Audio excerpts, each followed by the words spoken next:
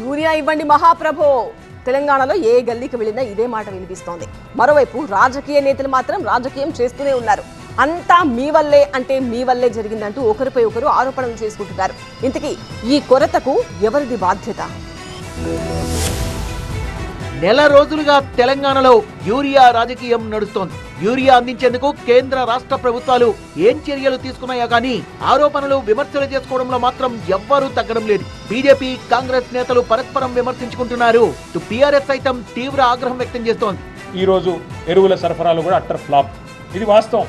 కానీ దీనివల్ల నష్టపోతున్నది 70 లక్షల మంది రైతులు. వారి తరపున తప్పకుండా మేము కొట్లాడడానికి సిద్ధంగా ఉన్నాం. తప్పకుండా మరి క్షేత్రస్థాయి నుంచి రాష్ట్ర స్థాయి దాకా కూడా పోరాటాల్లో బీఆర్ఎస్ పార్టీ ముందుంటది. వెంటనే పోరాట కార్యాచరణను కూడా ప్రకటిస్తాం. రైతులు కాళ్లరిగేలా తిప్పేలా చేయడమేనా రేవంత్ తెచ్చిన మార్పు అంటూ నిలదీసిన మాజీ మంత్రి హరీష్ రావు రైతులతో అధికారుల కాళ్లు మొక్కిస్తున్నారంటూ మండిపడ్డారు. బీఆర్ఎస్ ఆరోపణలకు కాంగ్రెస్ కౌంటర్ ఇస్తోంది.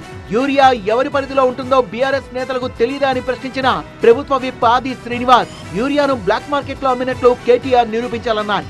కాంగ్రెస్ విమర్శల్ని బీజేపీ తిప్పికొడుతోంది. కేంద్రం ఎరువులిచ్చినా కృత్రిమ కొరత సృష్టించారని రేవంత్ సర్కార్ ను బీజేపీ నిందిస్తోంది. కేంద్రం ఎరువులు ఇవ్వలేదని నిరూపించగలరా అంటూ సవాల్ చేశారు రామచంద్రరావు.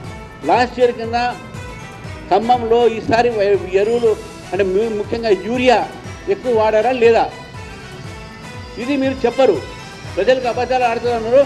మేము బలవంతం చేసిన కూడా వచ్చినాయి. బలవంతం కాదు, మీకు చూస్తున్నాం. తెలంగాణ కాదు, దేశవ్యాప్తంగా కూడా ఎక్కడ కూడా యూరియా కొరత అనేది లేకుండా నరేంద్ర మోదీ గారి ప్రభుత్వం ప్రయత్నం చేస్తుంది.